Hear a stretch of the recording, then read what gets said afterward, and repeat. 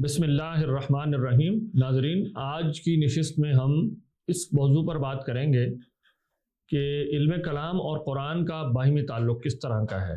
کیا قرآن مجید نے ان موضوعات کے اوپر کلام کیا ہے یا نہیں جو ایک متکلم کے موضوع ہے، کیونکہ یہ ایک عام تاثر پایا جاتا ہے کہ گویا علم کلام ایک ایسا ڈسکورس ہے جس کا نصوص کے ساتھ کوئی تعلق نہیں ہے۔ تو آج کی اس مختصر نشست میں ہم مختصراً اس پر بات کرتے ہیں کہ علم کلام کا اور قرآن کا باہمی ربط کیا ہے، اور یہ علم کلام کے تعارف کی ایک نشست ہے ہماری۔ اس حوالے سے سب سے زیادہ تفصیل سے جن عالم دین نے اسلامی تاریخ میں لکھا ہے وہ خود امام رازی رحمہ اللہ ہیں، جن کی تفسیر جو قرآن مجید کی ایک بہت مفصل تفسیر ہے، اس میں ایسی تمام آیات جس میں علم کلام کے موضوعات زیر بحث آئے ہیں، آپ نے ان کو بہت تفصیل کے ساتھ کھول کھول کر بیان کیا ہے۔ یہاں اگر ہم اپنی گفتگو کا آغاز کر رہے ہیں تو سب سے پہلے ہم یہ جاننے کی کوشش کرتے ہیں کہ وجود باری تعالیٰ پر قرآن مجید میں عقلی دلائل دیے گئے ہیں یا نہیں۔ تو سب سے پہلے جو چیز ہمیں نظر آتی ہے وہ ہے قرآن مجید کا لفظ خلق سے استدلال کرنا۔ لفظ خلق کا مطلب عربی لغت میں جا کر ہوتا ہے کسی چیز کو مقدر کرنا، ڈٹرمن کرنا، یعنی اسے متعین کر دینا۔ تو دراصل یہ حدوث کے معنی پر دلالت کرتا ہے، یعنی کسی شے کا عدم سے وجود میں آنا، اور جب کوئی شے عدم سے وجود میں آ رہی ہے تو تعین سب سے پہلے یہی ہے کہ وہ نہ تھی اور ہو گئی۔ تو سب سے پہلا تعین حادث کے لیے عدم سے وجود میں ہونا ہے، پھر اور جب وہ وجود میں آ گئی تو اب اس کے بعد وہ اس سے زیادہ مقدار میں یا کم مقدار میں بھی ہو سکتی تھی، اور اسی طرح اپنی دیگر صفات میں کہ اگر وہ فار ایگزامپل حرکت میں ہے تو زیادہ تیزی سے حرکت کر سکتی تھی، کم تیزی سے حرکت کر سکتی تھی وغیرہ۔ یہ تمام امور اسے چونکہ لاحق ہو سکتے تھے، اس کے لیے جائز تھے، اس کے لیے ممکن تھے، تو یہ فرض کرتے ہیں، لازم کرتے ہیں ایک ایسی محدث کو جس نے اپنے ارادے کے ساتھ ان کی اس طرح تقدیر کیا، انہیں اس طرح ڈٹرمن کیا، انہیں اس طرح اسپیسیفائی کیا ہے۔ تو یہ لفظ خلق کے اندر یہ تمام امور جو ہیں وہ چھپے ہوئے ہیں، اس کے اندر موجود ہیں۔ اب آپ دیکھیں کہ قرآن مجید میں جو سب سے پہلی آیت نازل ہوئی ہے، اکثر روایات کے مطابق وہ سورہ علق کی یہ آیت ہے کہ اقرأ بسم ربک الذی خلق۔ اب یہاں اللہ تعالیٰ نے جو اپنا تعارف کرایا ہے وہ صفت خلق کے ساتھ کرایا ہے کہ میں وہ ہوں جو خلق کرتا ہوں، اور تم اس کے نام ہی سے اپنے علم کی ابتدا کرو۔ امام راضی کہتے ہیں کہ یہ آیت بتاتی ہے کہ مسائل اصولیہ کی اہمیت اس وجہ سے بھی ہے کہ سب سے پہلی آیت نازل ہی اسی مسئلے کے اوپر ہوئی ہے کہ رب تعالیٰ کے وجود پر ایک دلیل قائم کی گئی ہے خلق کے اعتبار سے۔ اسی طریقے سے اگر ہم قرآن مجید میں سورہ بقرہ کی طرف جائیں، وہاں ابتدائی آیات میں 3 گروہوں کا تعارف کرانے کے بعد، یعنی جو لوگ ایمان لانے والے ہیں، فلاح پانے والے ہیں، ان کا ذکر ہوا، پھر جو لوگ خسارے والے ہیں، کفر کرنے والے ہیں، ان کا ذکر ہوا، اور پھر منافقین کا ذکر کرنے کے بعد، ان کی صفات بیان کرنے کے بعد قرآن مجید نے ارشاد ہوا یا ایھا الناس اعبدوا ربکم الذی خلقکم والذین من قبلکم لعلکم تتقون۔ اب شریعت کے بیان سے پہلے، کسی اور چیز کے بیان سے پہلے اس چیز کو اللہ تعالیٰ بیان کر رہے ہیں کہ اے لوگو، تم عبادت کرو اس رب کی جس نے تمہیں پیدا کیا۔ سب سے پہلے ریفرنس انسان کو خود اپنی ذات کے بارے میں دیا کہ تم نہیں تھے، تم ہوئے ہو۔ تو یہ لازم کر رہا ہے کہ کوئی محدث ہے، کوئی علت ہے۔ پھر انسان یہ سوچ سکتا تھا کہ شاید میرے وجود کی وجہ میرے والدین ہوں یا مجھ سے پہلے والے ہوں، تو قرآن مجید نے استدلال کو آگے بڑھاتے ہوئے کہا والذین من قبلکم، کہ صرف تمہیں ہی نہیں خلق کیا بلکہ جو تم سے پہلے والے تھے ان پر بھی یہی حال تھا کہ وہ نہیں تھے، پھر ہو گئے۔ پھر آگے بات بڑھائی، کہا گیا الذی جعل لکم الارض فراشا والسماء بناء وانزل من السماء ماء فاخرج به من الثمرات رزقا لکم فلا تجعلوا للہ اندادا وانتم تعلمون۔ اب یہاں پر اگر آپ غور سے دیکھیں کہ قرآن مجید نے سب سے پہلے انسان کو زمین کے جو حقائق ہیں ان کی طرف توجہ دلائی کہ ان کو دیکھو، کس طرح سے یہ زمین تمہارے لیے فرش بنا دی گئی ہے کہ تم اس پہ قرار حاصل کر سکو، اس پر رہ سکو۔ تو یعنی آپ دیکھیں، ترتیب دیکھیں، سب سے پہلے اپنے نفس کی طرف توجہ دلائی، پھر انسان کے جو والدین ہیں یا ان کے جو والدین ہیں ان کی جانب توجہ دلائی کہ وہ بھی مخلوق ہیں، پھر زمین کی جانب توجہ دلائی کہ اس کی احوال دیکھو، اس میں کتنی ڈائیورسٹی ہے، کتنی اسپیسیفیکیشنز ہیں، کتنے تخصیصات ہیں۔ پھر آسمان کی طرف نظر دوڑانے کے لیے کہا گیا والسماء، پھر آسمان کی طرف دیکھو، اور پھر وہ امور جو ان کے درمیان جاری ہیں، مثلاً یہ اللہ تعالیٰ کہتے ہیں کہ ہم تمہارے لیے آسمان سے جو ہے وہ نازل کرتے ہیں اور تاکہ تمہاری کھیتیاں اگائیں وغیرہ وغیرہ. تو یہ تمام دلائل، 5 قسم کے دلائل یہاں پر بیان کرنے کے بعد اللہ تعالیٰ پھر آخر میں فرماتے ہیں فَلَا تَجْعَلُوا لِلَّهِ أَنْدَادًا وَأَنْتُمْ تَعْلَمُونَ. جب تم نے یہ پہچان لیا کہ اس سب کا کوئی خالق ہے، اس کے لیے کوئی محدث ہے، تو دلیل تمہیں یہ بھی بتا رہی ہے کہ ایک سے زیادہ نہیں ہو سکتے محدث.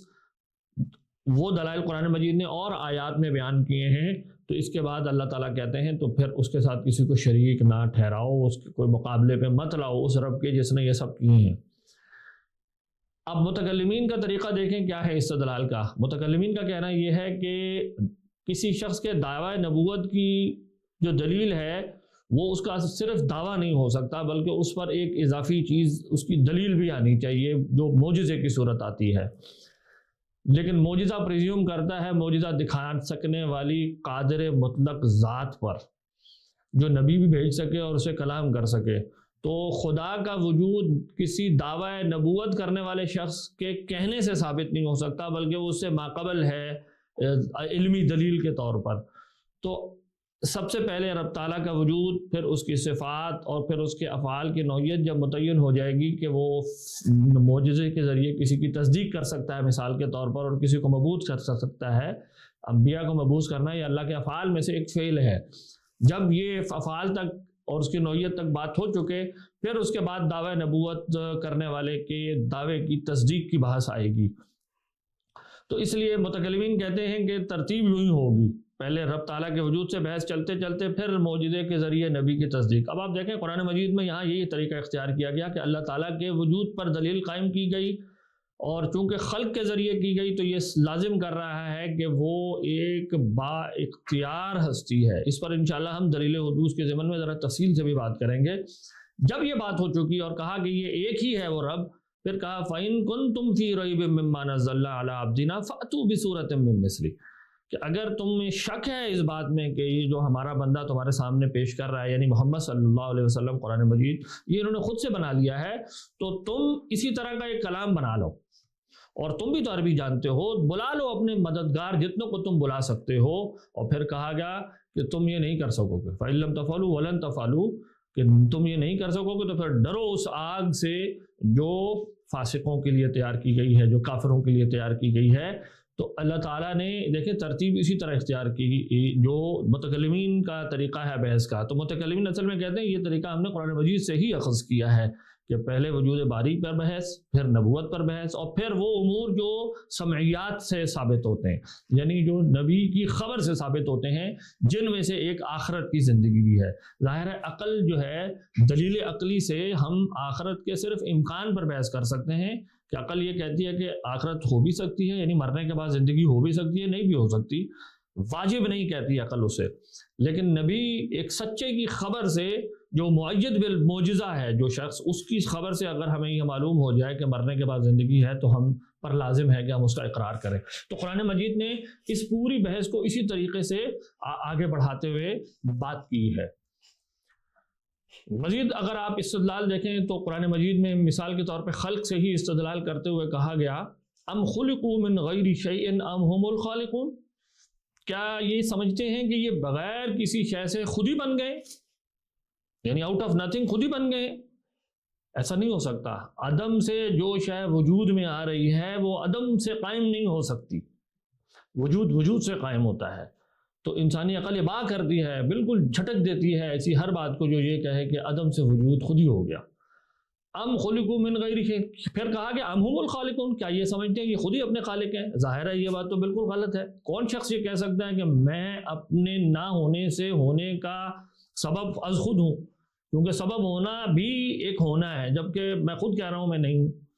پھر کہا گیا ام خلق السماوات والارض، پھر کہا گیا کیا یہ زمین اور آسمان یہ انہوں نے تخلیق کر دیے ہیں؟ اگر یہ سمجھتے ہیں کہ یہ زمین اور آسمان جو ہیں یہ ہمارے ہونے کا کوئی سبب ہے، تو کیا یہ زمین اور آسمان انہوں نے پیدا کر دیے ہیں؟ اگر ان کا یہ خیال ہے کہ یہ ان کے خالق ہیں تو یہ بھی تو انہوں نے نہیں کیے نا. اگر اس کی تاثیر سے ان کے اوپر کوئی اثرات آ رہے ہیں تو وہ تاثیر جس چیز کی طرف یہ نسبت کر رہے ہیں وہ اپنی ایکسپلینیشن خود نہیں کر سکتے، بلکہ وہ ایک خالق کے کا تقاضا کرتے ہیں۔ پھر اسی طرح قرآن مجید میں ارشاد ہوا ان فی خلق السماوات والارض واختلاف اللیل والنہار لآیات لأولی الالباب۔ اس طرح کی قرآن مجید میں کئی آیات ہیں جس میں آفاق اور انفس کی نشانیوں کی طرف توجہ دلا کر خالق کے اوپر استدلال کیا گیا ہے، جیسا کہ سورہ آل عمران کی اس آیت میں کہا گیا کہ بے شک آسمانوں اور زمین جو ہے اس کی تخلیق میں اور دن اور رات کے اختلاف میں نشانیاں ہیں اولی الالباب، یعنی عقل والوں کے لیے، سمجھداروں کے لیے۔ یہ آیت اتنی اہم ہے کہ ایک روایت کے مطابق جب آیت نازل ہوئی تو حضور صلی اللہ علیہ وسلم اپنے بستر سے اٹھے اور آپ نے عبادت کرنا شروع کر دی، اور آپ بہت زیادہ روئے، اور جب آپ سے پوچھا گیا کہ اے اللہ کے رسول آپ اتنا زیادہ کیوں رو رہے ہیں جبکہ آپ کے تو قرآن مجید کی آیت کے مطابق اگلے پچھلے سب گناہ معاف کر دیے گئے، تو آپ نے فرمایا کیا میں اپنے رب کا شکر گزار بندہ نہ بنوں؟ اور پھر آپ نے فرمایا کہ آج رات مجھ پر ایک ایسی آیت نازل ہوئی ہے جو نہایت عظیم ہے، اور جو شخص اس پر غور و فکر نہیں کرتا وہ ہلاکت میں پڑ جائے، اور وہ آیت یہ تھی۔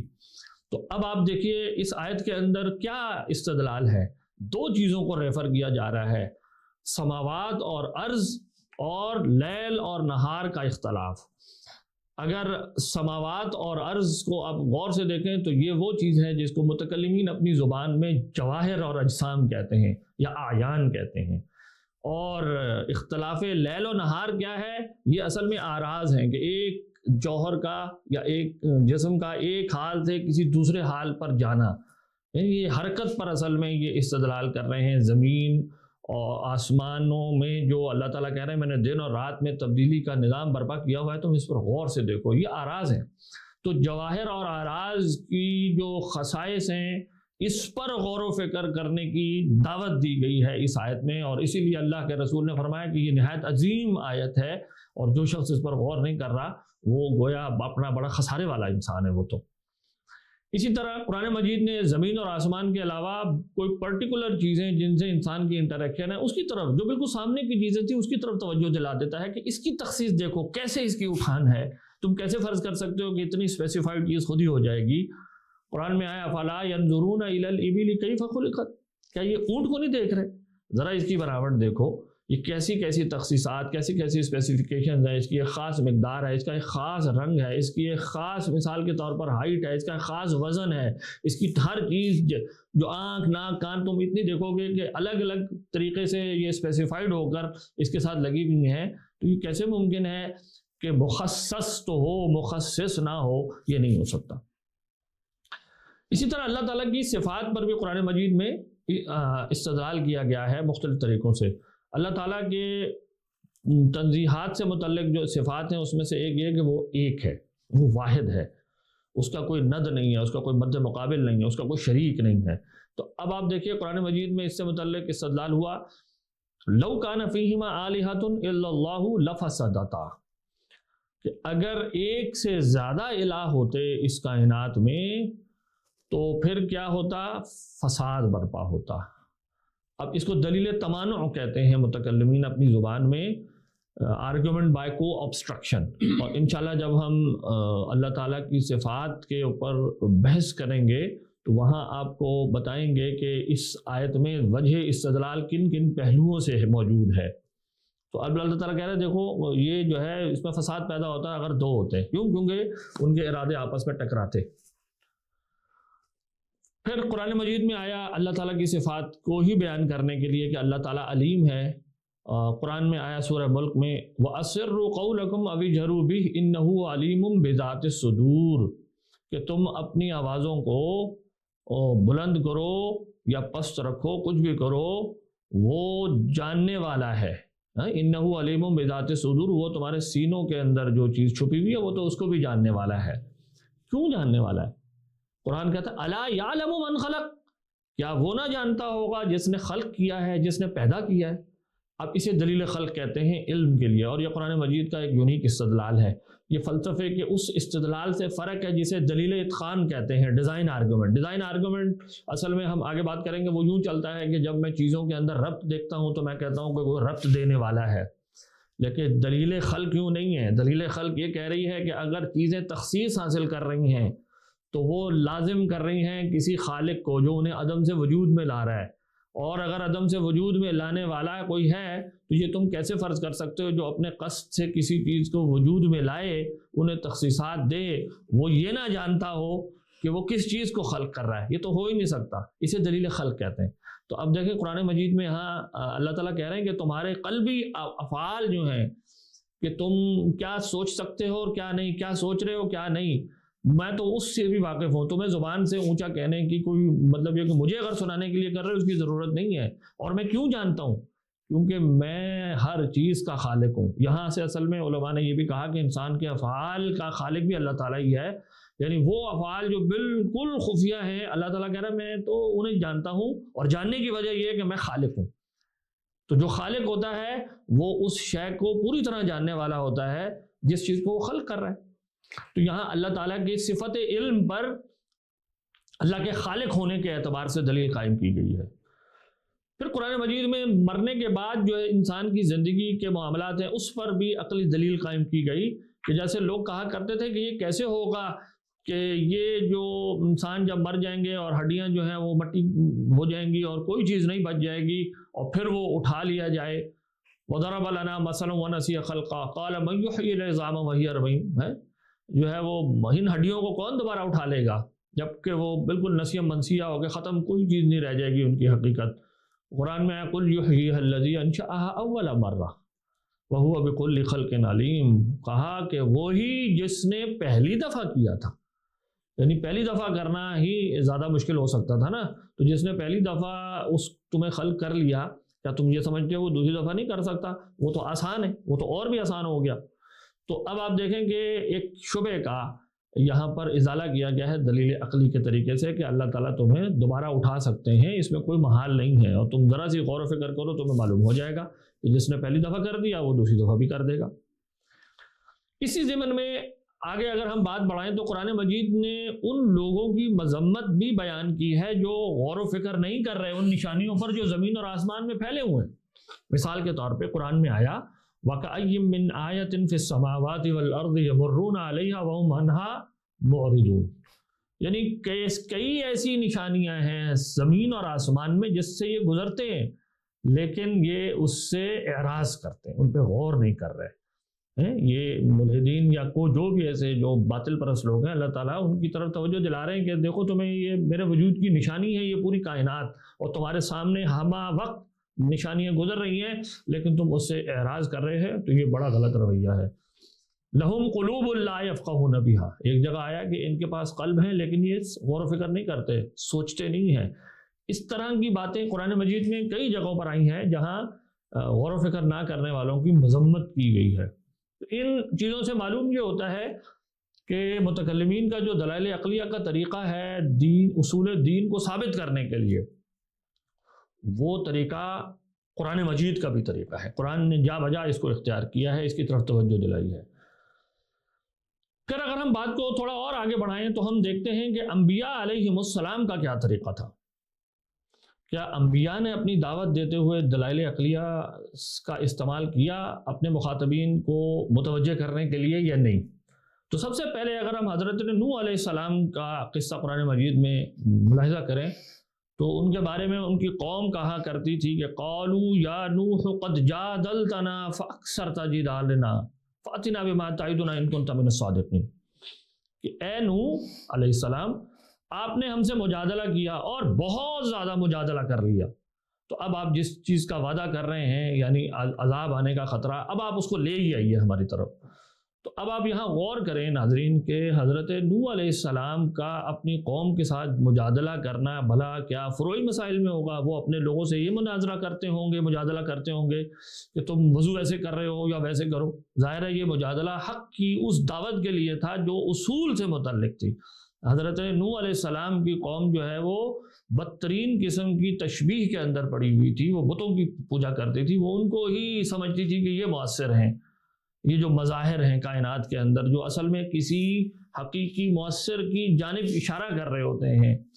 لیکن ان کی قوم تشبیہ میں پڑی ہوئی تھی. تو حضرت موسیٰ کا جو ان کے ساتھ مناظرہ تھا یا جو مجادلہ تھا وہ تو آپ پڑھیں سورہ نوح کو، جیسے مثال کے طور پہ وہاں آیا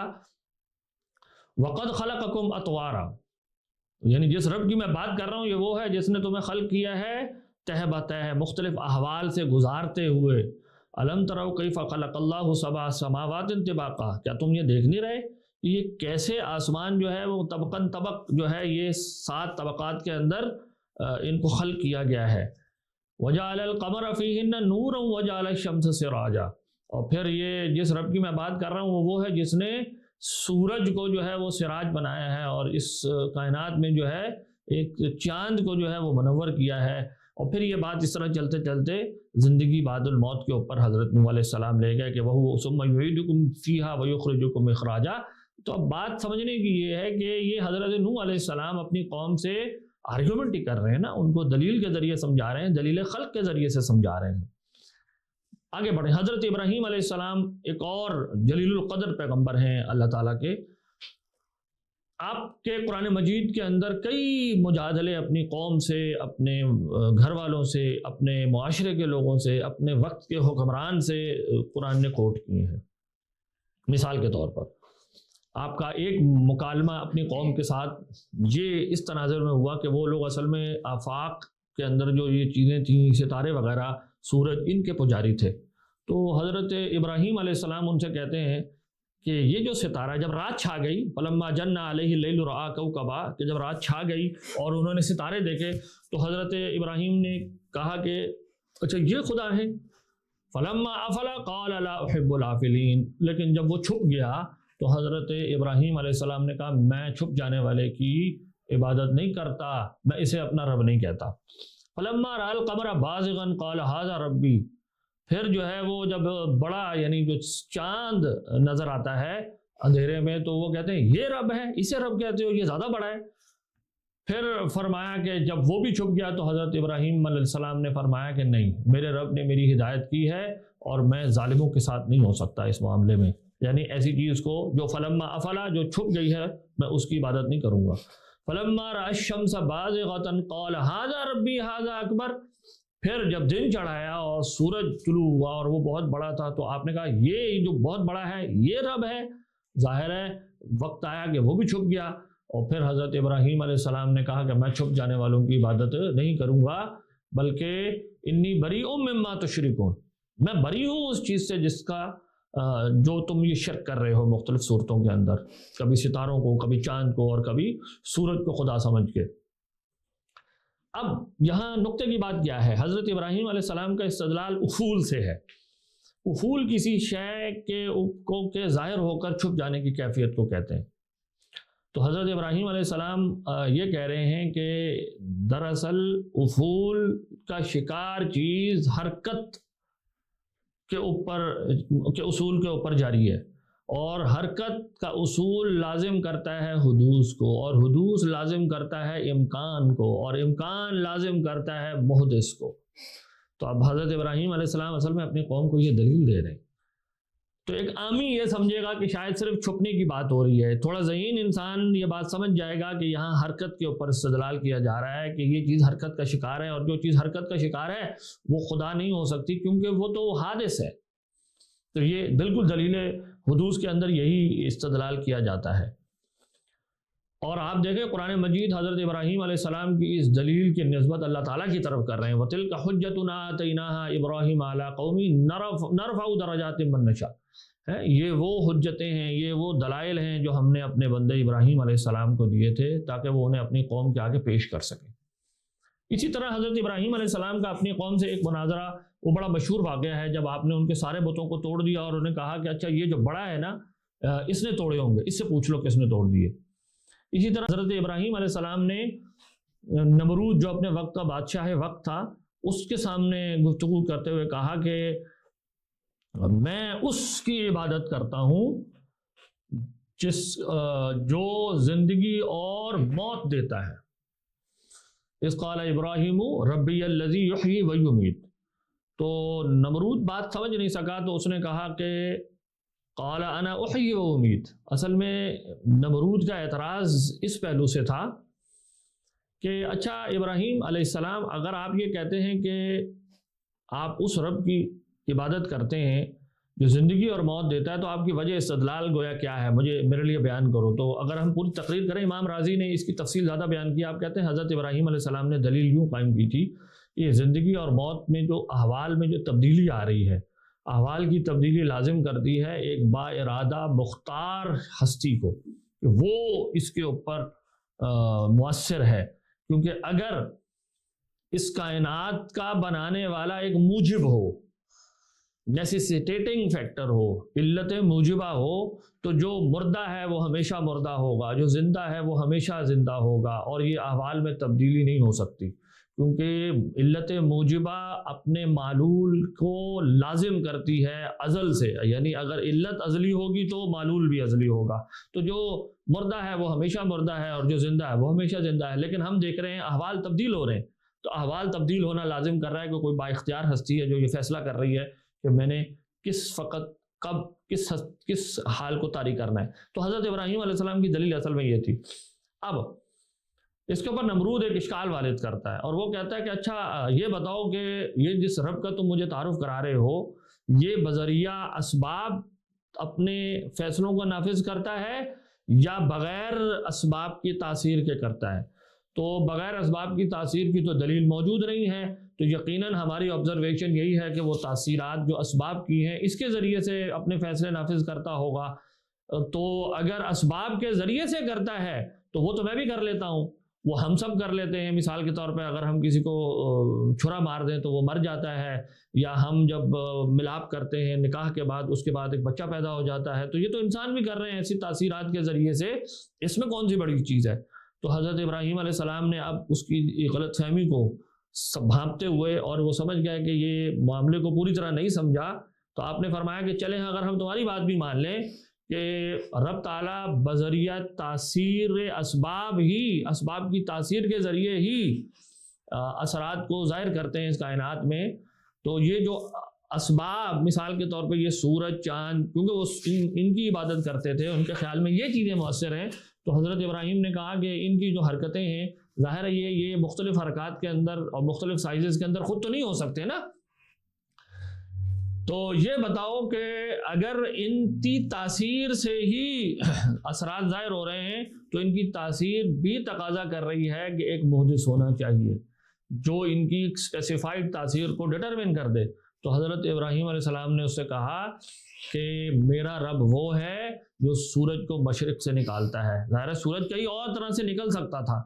تو حضرت ابراہیم نے کہا اس ڈائریکشن سے نکلتا ہے، تو اسے کسی اور ڈائریکشن سے لے آ، اگر تم سمجھتے ہو کہ تم اس کے اوپر مؤثر ہو تو تم لے آؤ۔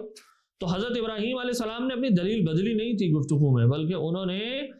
اس کی ایک غلط فہمی کا ازالہ کیا تھا۔ نمرود اس غلط فہمی کا شکار تھا کہ بذریعہ اسباب اللہ تعالیٰ گویا کرنے پر مجبور ہے، تو حضرت ابراہیم نے کہا کہ اگر چلے ہم تمہاری for the sake of argument بات مان لیں، تو اس کا کسی ایک جہت سے نکلنا یہ بھی اس بات پہ دلیل ہے کہ اس کائنات کا کوئی خالق ہے، تو اس کے ارادے کے کچھ خلاف کچھ کر کے دکھا۔ پھر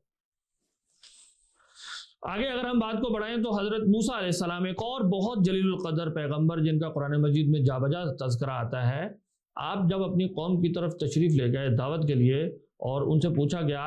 قال فمن ربکما یا موسیٰ، اے موسیٰ علیہ السلام، فرعون نے پوچھا یہ بتائیے کہ آپ دونوں کا رب کون ہے؟ تو آپ نے فرمایا قال ربنا الذی اعطى كل شیء خلقه ثم هدى، فرمایا میرا رب وہ ہے، ہمارا رب وہ ہے، یا ہم اس کی عبادت کرتے ہیں جس نے ہر چیز کو خلق کیا اور پھر اسے ہدایت دی۔ اب آپ دیکھیں حضرت ابراہیم بھی یہی کہہ رہے تھے اپنی قوم سے کہ میں ان چاند سورج تاروں کی عبادت نہیں کرتا، میں اسے رب کہتا ہوں جو ان سب کا خالق ہے، جو ان سب پر مؤثر ہے۔ یہی بات آپ نے نمرود کو کہی کہ میرا رب، یعنی میں اسے رب کہتا ہوں جو یہ کرتا ہے، میں ان چیزوں کو رب نہیں کہتا، آثار کو رب نہیں کہتا۔ حضرت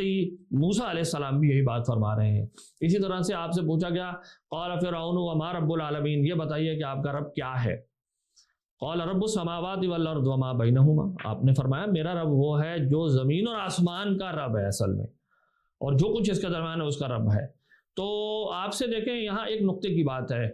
قاضی باقلانی نے یہاں پر اس کی جانب اشارہ کیا ہے کہ وہ کہتے ہیں کہ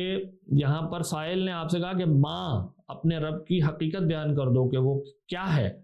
تو چونکہ رب تعالیٰ کی ذاتی حقیقت بیان کرنا کہ وہ اس کی ماہیت کیا ہے یہ انسان نہیں جانتے،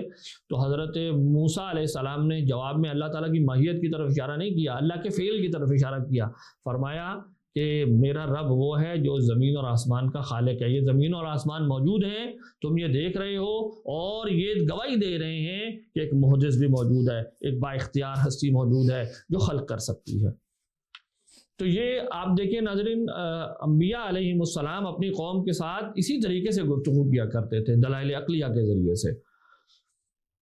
اب یہاں آپ کے سامنے میں ایک چھوٹا سا موازنہ رکھتا ہوں کہ کیسے انبیاء کے دلائل میں سملیرٹی ہے۔ آپ ذرا یہاں دیکھیے کہ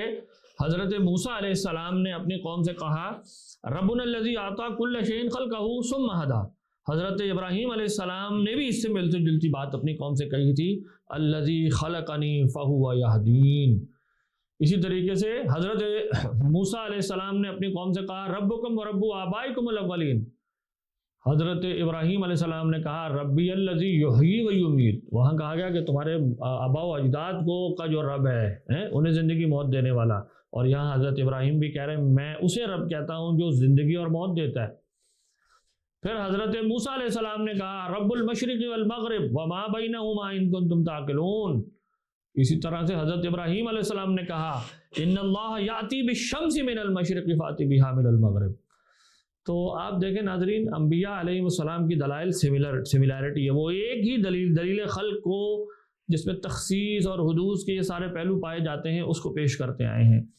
اور اگر ہم قرآن مجید میں دیکھیں تو یہی تمام امور ون وے اور دی ادر کہے گئے ہیں، حضور علیہ السلام نے بھی یہ دلائل پیش فرمائے ہیں۔ جیسے مثال کے طور پر قرآن میں یہی بات آئی لا الہ الا ہوا یحیی و یمیت ربکم و رب آبائکم الاولین۔ تو وہی بات جو حضرت ابراہیم کہہ رہے ہیں، وہی بات جو حضرت موسیٰ علیہ السلام کہہ رہے ہیں، وہی بات حضور علیہ السلام بھی ارشاد فرما رہے ہیں۔ انہی پہلوؤں کی وجہ سے علماء نے یہ بات انفر کی ہے کہ دلائل عقلیہ کو حجت ماننا اور اسے قرار دینا یہ قرآن کا خود ہمارے لیے فیصلہ ہے، خود قرآن نے ہمیں یہ بات کہی ہے۔ تو اگر ہم اس حوالے سے قاضی باقلانی رحمہ اللہ ایک بہت جلیل القدر متکلم اصولی گزرے ہیں اسلامی تاریخ میں، ان کی کتاب ہے الانصاف فیما یجب اعتقادہ، اس میں آپ لکھتے ہیں کہ وہ طریقے جس سے انسان حق اور باطل میں، صحیح اور غلط میں تمیز قائم کرنے لائق ہوتا ہے، وہ کہتے ہیں وہ خمسۃ اوجہ، وہ 5 وجہ سے ہے۔ پہلی کتاب اللہ، دوسری سنت رسول صلی اللہ علیہ وسلم، تیسری اجماع الامہ، چوتھی چیز کیا ہے وہ کہتے ہیں یہ وہ ہے جو ان کے اوپر مبنی ہوتا ہے، اس سے اخذ کیا جاتا ہے، اور وہ کیا ہے قیاس اور اجتہاد، اور پانچویں چیز کو آپ کہتے ہیں حجج العقول، عقلی حجتیں، دلائل عقلیہ۔ آپ کہتے ہیں یہ ایک انڈیپینڈنٹ سورس ہے جس کے ذریعے انسان حق اور باطل میں تمیز قائم کرتا ہے۔ ظاہر ہے اگر عقل انسان کو کسی حق اور باطل میں فرق کرنے کی صلاحیت فراہم ہی نہیں کرتی، یہ خبر ہی نہیں دیتی، تو نبی اپنے دعوے میں، یعنی مدعی نبوت اپنے دعوے نبوت میں سچا ہے یا جھوٹا، ظاہر ہے انسان پھر اس کی بھی تصدیق نہیں کر سکے گا، اور جب تک اس کی تصدیق نہیں کرے گا نبی کی خبر کا اعتبار اس کے اوپر کبھی قائم نہیں ہو سکے گا۔ تو اسی لیے آپ کہتے ہیں کہ حجج العقول، قرآن نے ہمیں اس کی طرف مائل کیا، اس کی طرف دعوت دی ہے۔ اگر حادث محدث کو لازم کرنے والی بات بھی غلط ہے، عقل اس کو بھی نہیں پہچان سکتی، تو وہ خالق کا اقرار نہیں کر سکتی، کبھی بھی نہیں کر سکے گی، اور اگر خالق کا اقرار نہیں کرتی تو نبوت تک جو ہم آہنگ دلیل ہے وہ کبھی نہیں بنا سکے گی۔ اور یہ بات کہ قرآن نے ہمیں عقل کی حجتوں پر عمل کرنے اور غور و فکر کرنے کی دعوت دی ہے، اس کا اعتبار کرنے کی دعوت دی ہے، وہ آپ کہتے ہیں، آپ نے یہ جو پانچوں کا جو ذکر کیا ہے نا، اس کے بعد آپ لکھتے ہیں ہر ایک کا الگ الگ تذکرہ کرتے ہیں، اور پھر پانچویں کی طرف آتے ہوئے یعنی عقل کی حجتوں کی طرف آتے ہوئے آپ کہتے ہیں وقال عز وجل فی الامر باتباع حجت العقل، وہ کہتے ہیں کہ عقل کے دلائل بھی حجت ہیں۔ اس بارے میں اللہ تعالیٰ نے ہمیں حکم دیتے ہوئے یہ ارشاد فرمایا وفی انفسکم افلا تبصرون، کہ ہمارے دلائل موجود ہیں تمہارے اپنے نفس کے اندر بھی، کیا تم دیکھ نہیں رہے؟ افرأیتم ما تمنون انتم تخلقونہ ام نحن الخالقون، اس طرح پھر آپ نے کئی آیات بیان کی ہیں، ان فی خلق السماوات، اور پھر آپ کہتے ہیں وضرب لنا مثلا ونسی خلقہ، یہ تمام آیات پیش کرنے کے بعد آپ کہتے ہیں فامرنا بالاعتبار والاستبصار ورد الشیء، یعنی یہ وہ قرآن کی نصوص ہیں جس سے ہمیں یہ معلوم ہوتا ہے کہ اللہ تعالیٰ نے ہمیں حکم دیا ہے قیاس کا، اجتہاد کا، اور یہ سب تقاضا کرتے ہیں دلیل عقلی کے حجت ہونے کا، وگرنہ تو کبھی یہ پورا استدلال چل ہی نہیں سکتا۔ تو خلاصہ یہ کہ دلائل عقلیہ کا استعمال کرنا یہ فلسفیوں کا خاصہ نہیں ہے، یہ انبیاء علیہ السلام کا طریقہ ہے۔ اس کے ذریعے سے وہ اپنے مخاطبین کو یہ بتاتے رہے ہیں کہ تم اس دعوے کی تصدیق کیسے کر سکتے ہو جس کا کہ میں مدعی ہوں، یعنی میں خدا کا پیغمبر ہوں، اور چونکہ وہ خالق کو پریزیوم کرتی ہے یہ دلیل، یہ تو اس وجہ سے تو انہوں نے اسی ترتیب سے اپنی اقوام کو یہ دعوت دی ہے۔ اور یہ جو کہا جاتا ہے کہ فلسفی جو ہے وہ عقلی غور و فکر کرتا ہے، جو انبیاء کے متبعین کو کیوں کر رہے ہیں، ان کا عقل سے کیا لینا دینا، یہ صرف ایک فضول اور غلط بات ہے، مبالغہ انگیزانہ بات ہے، کوئی فلسفیوں کا یہ خاصہ نہیں ہے، یونانیوں کا بھی خاصہ نہیں ہے۔ ظاہر ہے انبیاء کی تاریخ یونانیوں سے بہت پیچھے ہے اور وہ ہمیشہ سے چلتے آئے ہیں۔ ہاں ہم یہ کہہ سکتے ہیں کہ بعض لوگوں نے انبیاء کی جو دعوت تھی، دیکھیں انبیاء اپنا مقدمہ بھی پیش کرتے ہیں اور اس تک پہنچنے کا جو طریقہ استدلال ہے وہ بھی بتاتے آئے ہیں۔ ہم یہ کہتے ہیں کہ بعض لوگوں نے اس میں بگاڑ پیدا کرنے کی کوشش کی مختلف وجوہات سے، یا قلت علم کی وجہ سے، قلت تدبر کی وجہ سے، یا اپنی کسی اغراض اور مقاصد کی وجہ سے جس کو وہ دنیا میں حاصل کرنا چاہتے تھے۔ تو ان وجوہات کی بنا پر انہوں نے انبیاء کے مقدمے کے خلاف دلائل کھڑے کرنے کی کوشش کی، اور وہ یہ سمجھتے تھے شاید وہ عقل مند ہیں جبکہ وہ بیوقوف ہیں، وہ اصل میں بیوقوف تھے۔ دیکھیں آزادانہ غور و فکر کا مطلب یہ نہیں ہوتا کہ جو شخص گھڑے ہم کہیں یہ آزادانہ غور و فکر کر رہا تھا، بلکہ ایک شخص اگر دلیل عقلی سے اس حقیقت کو جو درست بات ہے اس کو پہچان لے کہ یہ شخص خدا کا نبی ہے اور مجھے اس کی اتباع کرنی چاہیے، تو یہ چونکہ یعنی کسی گھڑے میں گرا نہیں ہے تو ہم یہ نہیں کہیں گے کہ اس نے آزادانہ غور و فکر کیا ہی نہیں، اس نے نتیجہ فکس کیا ہوا تھا۔ اس پر انشاءاللہ ہم زیادہ تفصیل سے بات آگے کریں گے جب ہم علم کلام پر اعتراضات کا محاکمہ کریں گے۔ اور یہ بات کہنا بھی غلط ہے کہ قرآن مجید کا تو طریقہ ہے ہی نہیں دلائل عقلیہ کے ذریعے سے بحث کرنے کا جو متکلمین نے اختیار کیا، بلکہ قرآن کے بارے میں بلا مبالغہ یہ بات کہی جا سکتی ہے کہ وہ بھرا ہوا ہے اس طریقے سے۔ تو ناظرین امید کرتے ہیں کہ آج کی اس گفتگو سے آپ ہمیں یہ معلوم ہو سکا ہوگا کہ علم کلام کا جو طریقہ کار متکلمین نے اختیار کیا ہے وہ قرآن ہی کی نصوص سے ماخوذ ہے، اسی کے اندر وہ بیان ہوا ہے۔ والسلام علیکم۔